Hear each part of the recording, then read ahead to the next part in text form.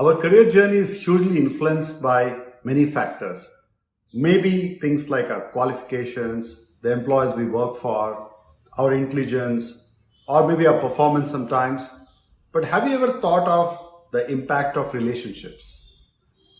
I don't think we give much credit to people who have the ability to have great relationships. Once I remember many of us were coming back from a business summit and we were stuck in an airport for a few hours.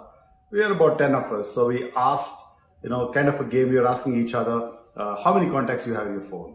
And each one of them were giving their numbers. And it looked like most of us had an average of 250 to 300 phone numbers, contacts rather stored in the phone.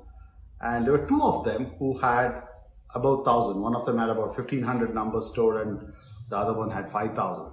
So we thought, no surprises, right? We said to each other saying that, oh, obviously, because these are the guys who are giving us all the help whenever we wanted. For example, we wanted, upgradation in a business class, movie tickets, let's say a connection to a school seat, a hospital connection to a doctor, anything we want, they were a go-to people. So no surprises that they had, so many contact lists. But when we looked around, it wasn't that, many of us had got our first phone or something, or we were less new to the workforce. We were about 15, 20 years average experience totally. But still, our contacts were only that much as business leaders. And we thought we'll play a game. We processed it further and looked at what are the things these guys do. And we also asked them. And some of the factors were not very revealing, but at the same time very insightful.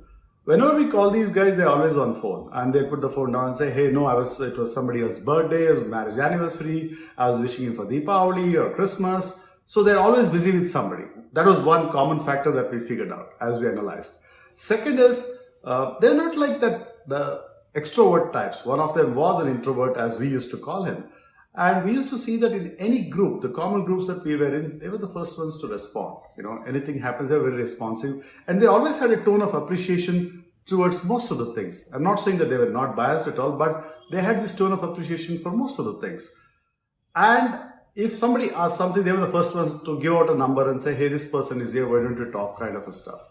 So what we realized after analyzing many factors like that is that people who had the best of the relationships were people who had two things in common. One, I think they had an intent to make a relationship. They gave time to people. That was the two things that came out. That one, a relationship is about intent and it is not about skill.